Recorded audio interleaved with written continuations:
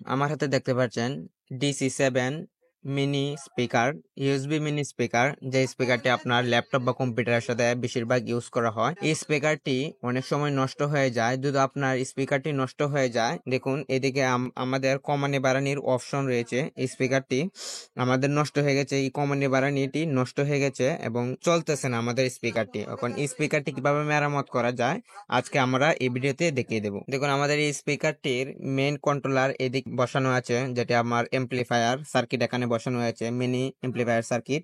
এখন আমরা এটি খুলে দেখব আমাদের সার্কিটটি ঠিক আছে কিনা। আমরা এই কভারটি এখন খুলে নিব।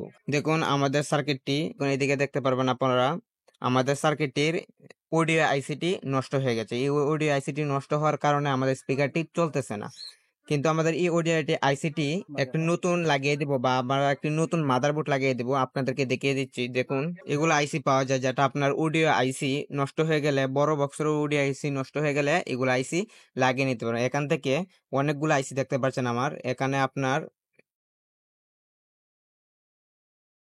দেখুন এটি এটি আমাদের অডিও আইসি। আমাদের এই অডিওটি আইসিটি চলে যাওয়ার কারণে, নষ্ট হওয়ার কারণে আমরা এটার পরিবর্তে এখন আমরা এটা লাগিয়ে নিব। তাহলে আমাদের বক্সটি ঠিক হয়ে যাবে। আর এটা কিভাবে কানেকশন করবেন আমি এদিকে দেখিয়ে দিচ্ছি। দেখুন আপনার এদিকে 5 ভোল্ট ইনপুট হবে, এদিকে আপনার 5 ভোল্ট ইনপুট হবে, আর এদিকে আপনার স্পিকারের লাইনগুলো লাগবে। দেখুন এদিকে আপনার স্পিকারের লাইনগুলো লাগবে, লেআউটে স্পিকারের লাইনগুলো লাগবে। আর এদিকে আপনার ইউএসবিটা লাগবে, যেটা আপনার অডিও ইনপুটের এই অপশনটা লাগবে। এই তিনটার ভেতর LGR মানে গ্রাউন্ড, রেড আর লাল, এই তিনটা তার আপনার এইদিকে লাগবে। আমি সংযোগ করে আপনাদেরকে দেখিয়ে দিচ্ছি, সাথেই থাকুন। আমার স্পিকারের পুরাতন সার্কিট থেকে আমাদের স্পিকারের লাইনটি সবগুলা খুলে নিতে হবে।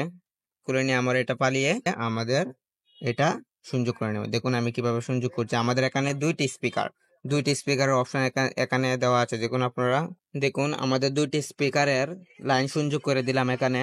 আপনাদের প্লাসে প্লাস, মাইনাসে মাইনাসে সংযোগ দিয়ে দিলাম। এখন আমাদের দরকার হবে 5 ভোল্ট ইনপুট আর অডিও ইনপুটটা দিতে হবে। দেখুন আমাদের এখানে আরেকটি লাইন রয়েছিল, যেটি এটা আমরা এই সাইডে আমাদের দেখতে পাচ্ছেন, যেটা আমাদের দুইটি তার। এটা আমাদের 5 ভোল্ট ইনপুট, যেটা আপনার ইউএসবি থেকে এসেছে।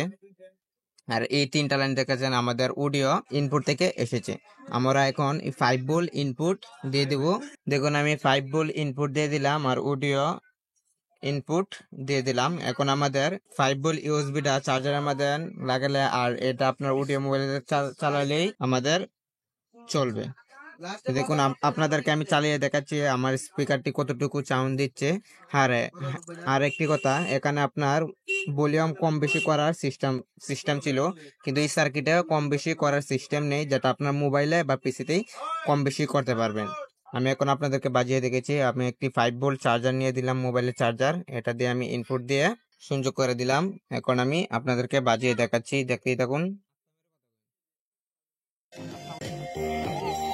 দেখুন আমাদের স্পিকারটি সুন্দরভাবে বাজছে, কত সুন্দরভাবে। মোটামুটি ভালোই সাউন্ড, আপনাদের আগে যেরকম সাউন্ড ছিল সেম ওরকমই সাউন্ড। আর আপনার এই সার্কিটটির বাজার মূল্য মাত্র 30 টাকা। 30 টাকা হলে আপনারা এই মিনি স্পিকারটি নিজেই ঠিক করে নিতে পারবেন। তো আমাদের ভিডিওটি ভালো লাগলে অবশ্যই আমাদের চ্যানেলটি সাবস্ক্রাইব করে পাশে থাকবেন।